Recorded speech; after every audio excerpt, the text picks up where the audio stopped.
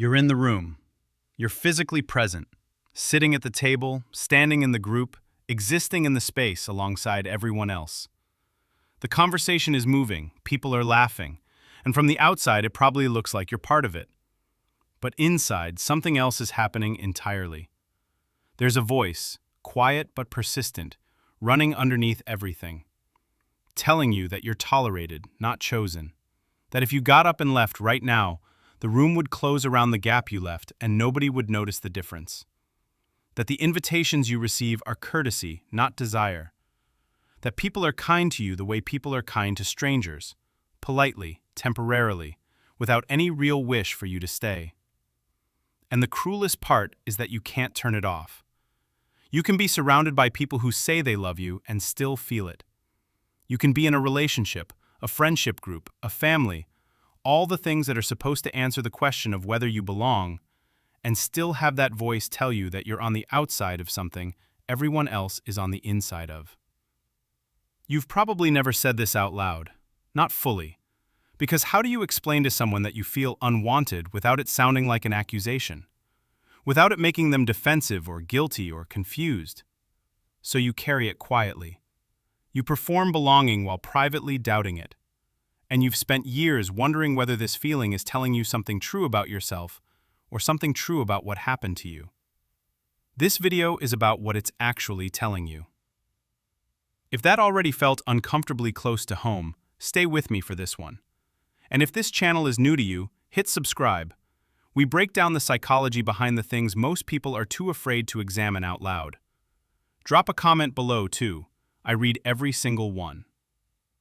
Because what I'm about to share isn't a quick fix or a list of affirmations. It's something more useful than either of those things. It's an explanation, a real one, for where this feeling comes from, what it's actually doing inside you, and what it says about you that has nothing to do with being unwanted and everything to do with how you learned to see yourself. Here's what nobody tells you about people who feel unwanted. The feeling almost never comes from the present. It feels like it does. It feels immediate and situational and responsive to what's happening around you right now. But psychologists call it emotional schema, a deeply held core belief about the self that was formed during early experiences and now operates as an invisible filter, interpreting every new situation through its lens. And the belief at the center of the unwanted feeling isn't simply, "these people don't want me." It's something older and more fundamental than that. It's, "I am the kind of person who doesn't get chosen." That belief didn't form in a vacuum. It formed in an environment, usually early, usually within the family system, where something happened, repeatedly, that taught a young nervous system a specific lesson. Maybe it was emotional absence. A parent who was physically present but never quite attuned to who you actually were. Maybe it was conditional love, affection that appeared when you performed correctly and withdrew when you didn't. Maybe it was being the child who got less, somehow. Less attention, less celebration, less of the specific quality of being truly seen that every child needs in order to believe they are worth seeing. The child doesn't interpret this as, "my parent is struggling," or "the circumstances are difficult." The child interprets it the only way a child can, as evidence about themselves. And that evidence becomes a belief. And that belief becomes the filter. And that filter follows you into every room you ever enter for the rest of your life. The research on this is more precise than most people expect. Psychologist Jeffrey Young developed a framework called schema therapy specifically to address these deeply rooted core beliefs. What he identified as early maladaptive schemas, patterns formed in childhood that persist into adulthood and silently organize how a person experiences themselves in relationship to others. The schema Young called defectiveness and shame, the belief that one is fundamentally flawed, unwanted, or unlovable, is among the most common and the most painful he documented. What makes this finding so important is what it reveals about the nature of the feeling. People who carry this schema don't feel unwanted because they are reading their environment accurately. They feel unwanted because their nervous system is running an old program on new data. Research consistently shows that people with this schema selectively attend to information that confirms their unwantedness, a canceled plan, an unreturned message, a moment of distraction in someone they love, while discounting or disbelieving information that contradicts it. In plain terms, when someone shows you that they want you, you find a reason not to believe it. And when something happens that could mean anything, your nervous system chooses the interpretation that hurts most. Not because you're broken, because that is what the program was written to do. Here is where it goes deeper than psychology.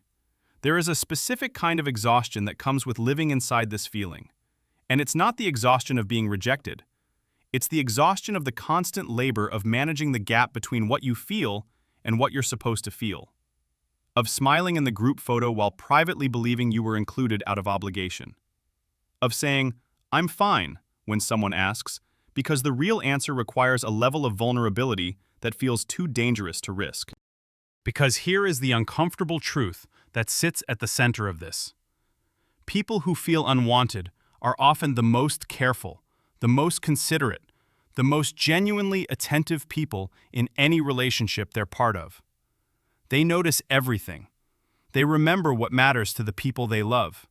They show up, consistently and quietly, in ways that go largely unacknowledged, because that's what showing up looks like when you do it without expecting anything back.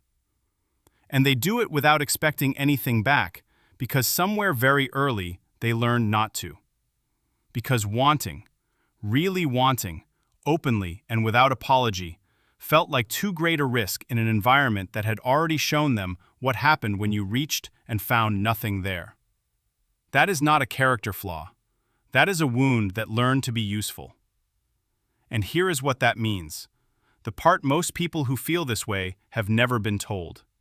The sensitivity that makes you feel unwanted so acutely is the same sensitivity that makes you extraordinary in the lives of the people who actually know how to receive you.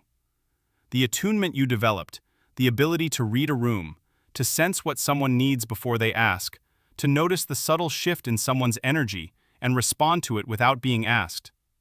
That didn't come from nowhere. It came from years of paying very close attention to other people, because your sense of safety depended on it. That is not damage dressed up as a skill. That is a skill that was forged in difficult conditions and is now available to you in every relationship you choose to bring it into. The people who feel unwanted are so often the people who are most capable of making others feel seen. Because they know, in their body, in their history, in every part of themselves that learned what it cost to go without it, exactly what it means to be truly witnessed by another person.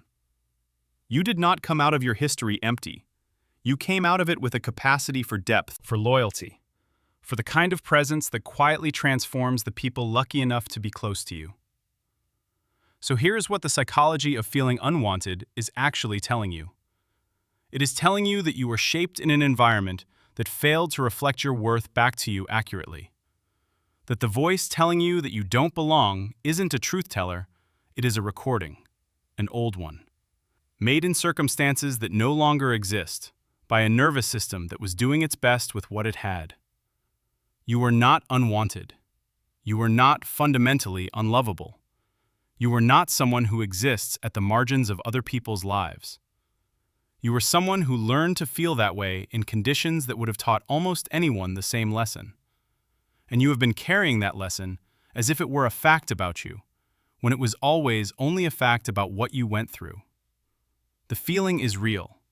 The story it's telling you is not. And the distance between those two things, between the feeling and the truth, is exactly the space where everything can change.